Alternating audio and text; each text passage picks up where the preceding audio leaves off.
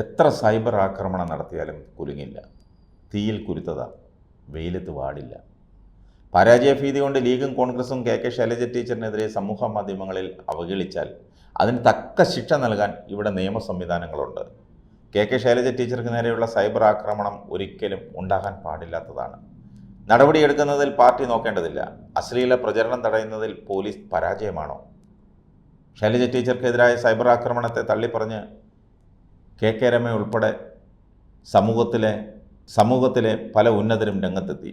മുഖമില്ലാത്ത ആളുകൾ വഴി ലൈംഗിക ചുവയോടെ ഉള്ള അധിക്ഷേപങ്ങൾ ആദ്യത്തെ അനുഭവമല്ലെന്നാണ് കെ രമ ചൂണ്ടിക്കാണിക്കുന്നത്. പലപ്പോഴായി സൈബർ സെല്ലിന് പരാതി നൽകിയ വിഷയമാണെന്നും പരാതിയിൽ വസ്തുതാപരമായ അന്വേഷണം നടന്നിട്ടില്ലെന്നും കെ രമ പറഞ്ഞു.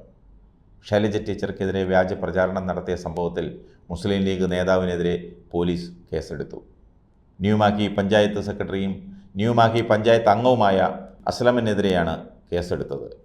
UDFും ഷാഫി പറമ്പിലും വ്യാജ പ്രചാരണങ്ങളിലൂടെ തന്നെ തേജോവധം ചെയ്യുന്നതായി കെ ശൈലജ ആരോപിച്ചു. ഇൻസ്റ്റാഗ്രാം പേജിലൂടെ മോശം ചിത്രങ്ങളും വീഡിയോയും പ്രചരിപ്പിക്കുന്നു. കുടുംബ ഗ്രൂപ്പുകളിൽ അശ്ലീല വീഡിയോ പ്രചരിക്കുന്നു.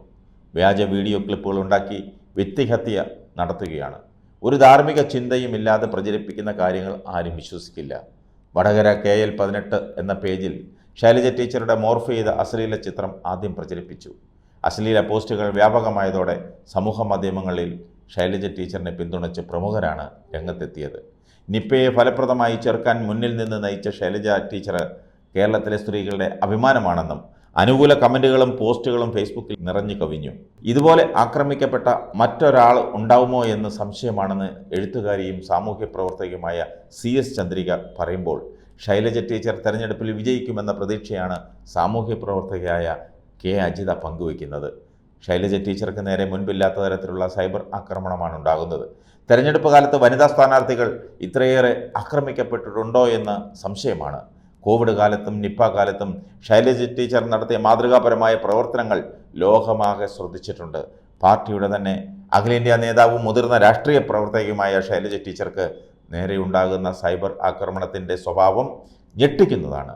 അശ്ലീല ചുവയുള്ള ചിത്രങ്ങളടക്കം പ്രചരിപ്പിക്കുന്നു. ഏത് പാർട്ടി പശ്ചാത്തലമുള്ള വനിതയാണെങ്കിലും ഇത്തരം സംഭവങ്ങൾ ഇതുവരെയുള്ള കേരളത്തിൻ്റെ തെരഞ്ഞെടുപ്പ് രാഷ്ട്രീയത്തിന് കളങ്കമുണ്ടാക്കുന്നതാണ്. ഇങ്ങനെയാണെങ്കിൽ സ്ത്രീകൾ എങ്ങനെ രാഷ്ട്രീയ രംഗത്തേക്ക് കടന്നു വരും? മുതിർന്ന വനിതാ രാഷ്ട്രീയ പ്രവർത്തകർക്ക് നേരെയുള്ള പ്രതികരണം ഇങ്ങനെയാണെങ്കിൽ പ്രായം കുറഞ്ഞവർ എങ്ങനെ ധൈര്യത്തോടെ ഈ രംഗത്തേക്ക് കടന്നു വരും?